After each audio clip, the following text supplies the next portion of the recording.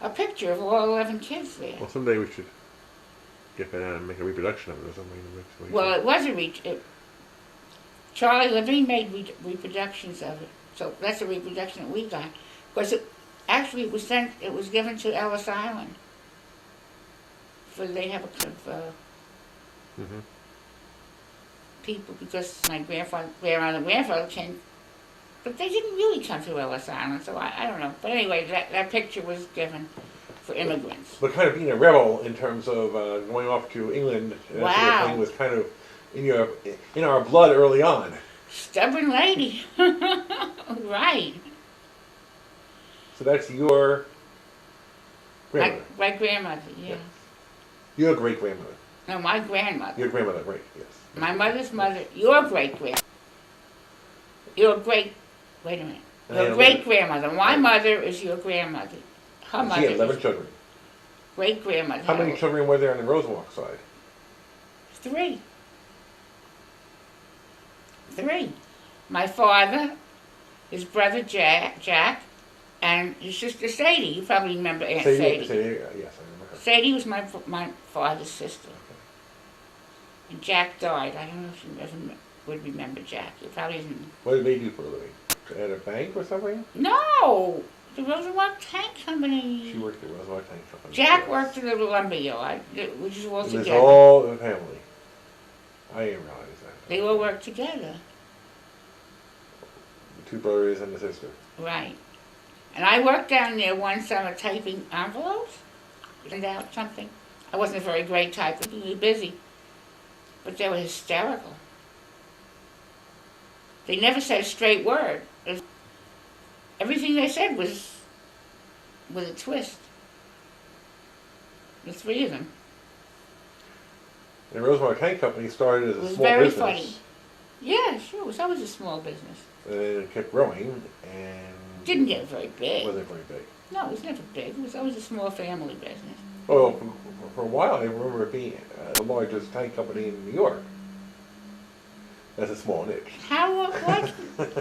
The largest of small business. There was another one. At one point they were partners. My father was partners with the Isaacs brothers, and they had fights and whatnot. But Isaacs was another company that was in business about the time you were. Yeah, I don't know.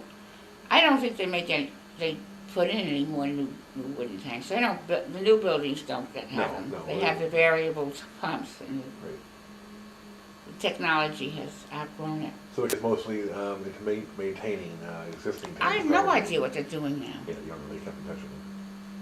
Now this was a company. I mean, it was like before the Depression, before the 30s, they were doing well. And my grandfather put up a big building, which you received some money from when they sold it. And that was put up just before 1930, before the Depression. Now, during the Depression, my father kept up the business, but it wasn't that easy. Like, half the men would work one day and half the men would work another day. He didn't fire the men. They split up the work. So it kept going. There was some work during the Depression, but not many, not much. Were your parents very political? No. Always Democrats. What about parents? Any politics? I have no idea what my Democrats did. But when my father said he was going to vote for Eisenhower, your father knew it was, that was, because he thought he knew, he said he thought that Eisenhower would know what to do with the Russians, so. But when a Democrat votes for Eisenhower, that was... Because Dad supported Stevenson. Yeah, but my father... But Daddy knew it was...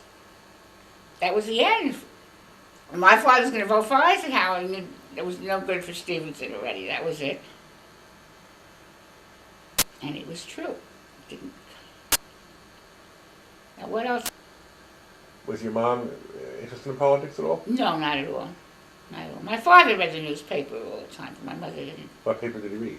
My father, the Journal American. The Journal American? Yes, a Hearst paper. Oh. Yeah, isn't it? I don't know what it was. Not around during my lifetime. Well, anyway, the Journal American, He'd read the magazine section on Sunday. He did read a lot. I think when he was younger he would read books, but when he was older he didn't. He, as I said, my father was a self-taught man, pretty intelligent man. But my mother didn't do much reading. She didn't get involved with that at all. Did most of the news come from the paper or from the radio? Paper and the radio. Mostly, well, they read my father read the paper every day, but he also listened to during the war, listened to the radio every night. Listened to Gabriel Heater on WOR at 9 o'clock every night. And Gabriel Heater was famous saying, "Oh, there's good news tonight." Of course, everybody listened to the radio every night during the war to see what was happening. That was important. What do you remember about the impact World War II had on growing up in New York? What do you remember of World War II? You were 11 when it started. Well, and 15 when it ended. We had ration books, ration coupons. I remember helping the teacher give out ration coupons. People came to the school to get their ration books. And the teachers did the clerical work, and I remember being one of the helpers because I was in a smart class. And we had blackouts. They had blackout curtains. So if the German planes couldn't see any light. Yes. To try and make an attack with. And they had air raid drills and things like that. Of course, there was fortunately, we didn't get touched, but, and all the men went to war. My brothers went into the, because they were a lot older, so they were all in the service. Yeah, everybody over 18, I guess, went into the service at some point. I don't know exactly how their age limits were. But they were both off into the war zones. And one of the biggest things that's so different now when the U.S. gets into a military situation is nobody in America thinks there's any chance we're going to lose. The only question is what the casualties will be. But there's no question we have a military power to dominate anybody. Right, well... Too. No, certainly not in the beginning. My heavens, the Japanese were wiping the floor with us on the Pacific. An island after the other they were getting. Bataan and all that. It was... Did you follow it pretty closely? Well, I wasn't very old. You were 11 years old. I listened. I followed it. My father followed it very closely. Was Ruthie still home? She was still home when you were... She was still home, yeah, because she got married. In those days... Women, girls often lived by themselves until they were married. She got married in 45, after the war. She was how old? 20? She was quite old. Yeah. Because in her marrying time, the war was on. There were no men around. So, 1945, let's see, in 1930 she was 12. Right. So it was 15 years later, she was 27 when she got married, which was, at that time, very late. Now it's not. Right.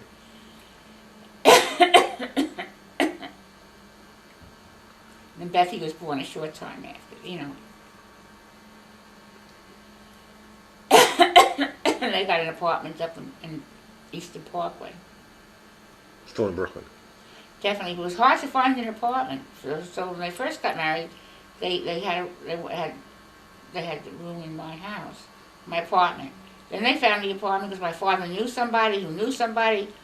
Because there was somebody soldiers coming back getting apartments. Whatever. And then they broke up some big house into apartments. So you'd have to give money under the table in order to get an apartment. So my father managed to get them an apartment because he knew somebody. I said, you had to know somebody and you had to also give money under the table to get it. Were you raised as a very observant Jew? No, not very.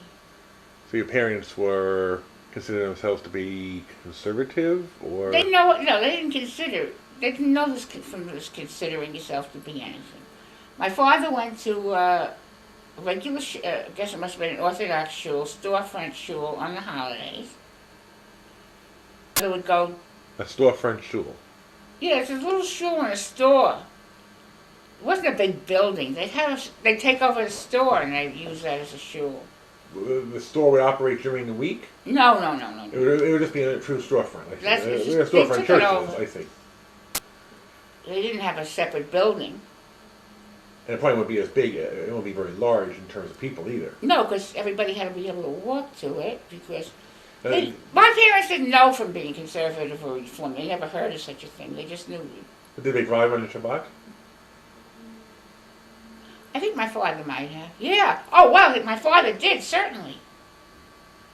My father went to work on Shabbat. Because in the tank business, there were certain tanks you have to change it on Saturday when there's no work in the building. There's no people there, yes. You have to do the work. Right. Oh, Daddy always did that later on. There were certain tanks you had to do the Saturday morning was a time to work. But my father would go to work. My mother was trying to keep up the old way. Like she would tell me I couldn't write or cut on Saturday. But my father was off to work. It was sort of a mixed message. A mixed message. And my mother kept a kosher home. Strictly kosher or no pork products? Two sets of plates? Oh yes, definitely 2 sets of plates. But somehow my father was a very smart man, couldn't remember which was the right fork. Because he didn't care. He was another rebel. And his favorite boast, he liked to have his lunch, he liked to go to the oyster bar in Grand Central Station. My mother wouldn't have eaten oysters if she'd killed him. So there was that mixed message. But he thought it was great to have oyster stew. He was being sort of wicked, I guess. Were your grandparents more religious? I don't know what my grandparents did. Now, did you know them very well in terms of, how old were they? I didn't know my grandpa. I just knew one grandfather a little bit. I didn't know them at all. Ruthie and Watson knew the grandparents. So you were younger. But both grandmothers was born because I was named after both grandmothers. Your grandmother's names were? Well, Janet is from my father's mother, who was Jenny. I don't know what her Hebrew name was, but Shana, I guess. But anyway, but that's why he always called me Janet. He thought because his mother was Jenny. And then the Doris, my middle name, comes from my mother's mother, who was Hannah Devora. The Devora is my middle name. Devora is a Doris. Had a lot of my mother's mother had a lot of kids named after her. There's Henry David, which you don't usually. There's Henry David, and there's David Henry, and there's a lot of several Anitas who got the heart because there are so many cousins. 11 kids. Yeah. So. And what else? I don't know. Well, and your brothers and sister were not very religious either. No, So. not at all. Now, Wally was Reformed, as you know, in Great Neck.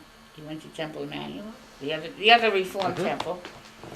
And Ruthie and Morris was raised an Orthodox person, but he became very much against it. Mm-hmm. He did not, because Ruthie's kids did not go to Sunday school. And Stuart was not bar mitzvah or anything, because Morris was against it. Were you bat mitzvahed? No. They didn't do that sort of thing. Wally and Felix were bar mitzvahed. Yes, definitely. Yes. Ruthie. I went to Sunday school. Somehow my mother wanted to send me to Sunday school, so I went to Sunday school. But that's it. It was not great religion. We used to have, as far as a Seder, we would have dinner with the right foods. My mother, produced all the right foods. And before Jack was married, Sadie and Jack used to come. But we did not have any ceremonies. My father did not conduct a Seder. So we had these little books. We had little Haggadahs around. And sometimes I'd sit with Sadie and she'd read it to me. but we did not have a Seder. My father was not exactly religious. But the stuff home, we schlepped home my mother, for the Seder, would get borscht from the east side, meat borscht, which was delicious. Because nobody liked the way she made matzo balls. She made very heavy matzo balls. So we told her not to make matzo balls. So she would get this meat borscht from the east side, which my father would go get and schlep home. And he'd schlep home plywood to put on the table and all that stuff. Plywood to put on the table? To cover the table, so the kitchen, and then he put. Why was he covering the table? I don't understand. To make it pesadicker. Okay. You have to cover all the surfaces. I know that. Well, Evelyn takes all the dishes out of the cabinet and puts the dishes in. My mother didn't take the dishes out of the cabinet. But she would keep the pesadicker dishes down in the cellar in a barrel to bring them up. So there would be two separate sets of dishes just used on Pesach. Well, it wasn't two. It was only one because she used glass, and you could use glass for milchadicker and fleischdicker. So she had a set of dishes that she would only use on Pesach, for Pesach. So Big Evelyn goes in for that, but she did. But Evelyn has two separate sets of dishes that she only uses. So she has four sets of dishes. Yeah. She doesn't have much in the way of fleischdicker. She doesn't use the Yeah, well, her fancy dishes are meat dishes. Her good dishes. That's true. She has 4 sets of dishes. She may not have meat dishes for. I don't know, because they used to bring it home from the dining room. You could bring meat dishes home from the dining room, but she keeps it all separate. But actually, you should have 4 sets of dishes. When your dad went to the east side of Manhattan, yeah, for the borscht, yes, did he take the subway or he had a car and he drove? Except during the war, he didn't drive his car. Because it was rationing, yes. So he put his car up on blocks and down at the place, which is what they called where he worked, and he used his ration for trucks for the business. For deliveries. So he didn't use his car at all. He took the subway and the streetcar to go to work. When there was no rationing, he used to drive back and forth. Right. Decided it was more productive to use that gas coupons for his trucks.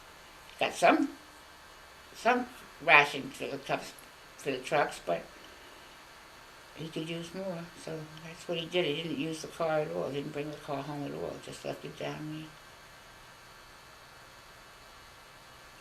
We're almost out of tape. Anything you want to add? No, that's about all I can think of. What else do you want me to That's good. cover? That's real good. In 1947, I went to Cornell, and the rest is history. Great. Thank you.